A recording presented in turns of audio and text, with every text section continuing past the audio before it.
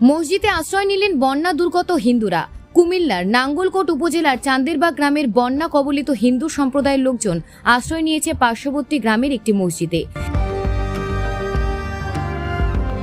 জানা গেছে, চান্দেরবাগ গ্রামটি 14 গ্রাম উপজেলার সীমান্তবর্তী ডাকাতিয়া নদীর তীরবর্তী একটি গ্রাম। ওই গ্রামে 230 থেকে 250 লোকের বসবাস, যার মধ্যে শুধু 2টি পরিবার মুসলিম। কয়েকদিনের টানা বৃষ্টিতে পুরো গ্রামটি ডুবে যায়।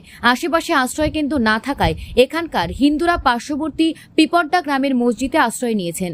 কিছু লোক বিভিন্ন বাড়ির ছাদে রয়েছেন। সরকারি কোনো সহায়তা এখনো পাননি তারা। ওই গ্রামের বাসিন্দা গীতা রানী বলেন, সংসার জীবনে ডাকাতিয়া নদীতে পানি বাড়ে আবার চলে যায়। ওই গ্রামের রাস্তা সমান পানি হয়, কিন্তু কখনো ঘরে পানি ঢোকেনি। এবার পুরো গ্রাম ডুবে গেছে। কোনো রকম জীবন নিয়ে মসজিদের অবস্থান করছি।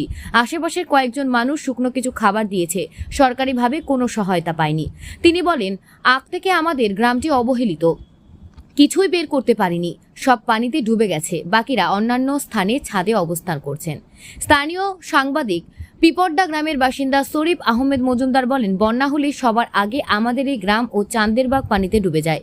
এবারে বন্যা আমার বয়সে দেখিনি। পুরো তালাঘর সমান সমান পানি হয়ে গেছে।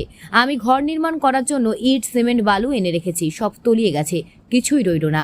আশেপাশে আশ্রয় কেন্দ্র না থাকায় এলাকাবাসী একত্রিত হয়ে চান্দেরবাগ গ্রামের কয়েকটি হিন্দু পরিবারকে মসজিদে থাকার জন্য ব্যবস্থা করে দিয়েছে। নাঙ্গলকোট উপজেলার নির্বাহী কর্মকর্তা সুরাইয়া আক্তার লাকি দেশ রূপান্তরকে বলেন, শুনেছি খোঁজখবর নিয়ে সহায়তা করা হবে।